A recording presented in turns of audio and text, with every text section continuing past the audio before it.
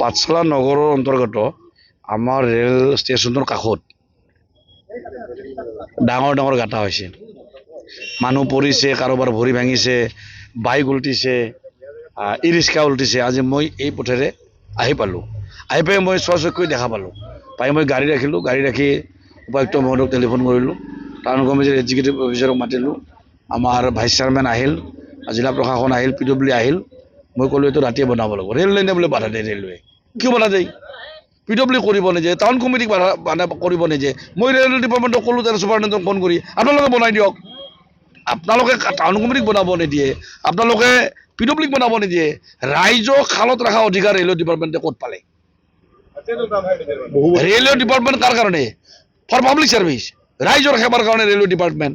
আৰু সেই ৰেলৱে ডিপাৰ্টমেণ্টে এতিয়া কৈছে কি যে PWD বনাব নোৱাৰে, টাউন কমিটি বনাব নোৱাৰে। ডাঙৰ ডাঙৰ খাল গাঁত পাঠশালাৰ মাজমজিয়াত ৰেল ষ্টেচনত এইটো কৰিবলৈ দিয়া নহ'ব নহয়।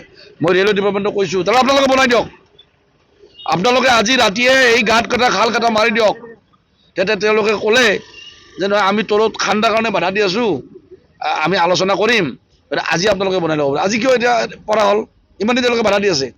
আজি আপুনি হাতে কামে লগা দেখিবলৈ পোৱা হৈছে। হাতে কামে কৰিম, আজি ৰাতি এতিয়াই বনাম, এই খাল এতিয়াই মাৰিম। আমাৰ টাউন কমিটি আহিছে, PWD ডিপাৰ্টমেণ্ট আহিছে, জিলা প্ৰশাসন আহিছে, টাউন কমিটিৰ এক্সিকিউটিভ অফিচাৰো আহিছে, ভাইচ চেয়াৰমেন আহিছে। গতিকে এতিয়া ৰাতিয়ে এই গাঁথা মাৰিম, গাঁথা মাৰিহে মই ইয়াৰ পৰা যাম।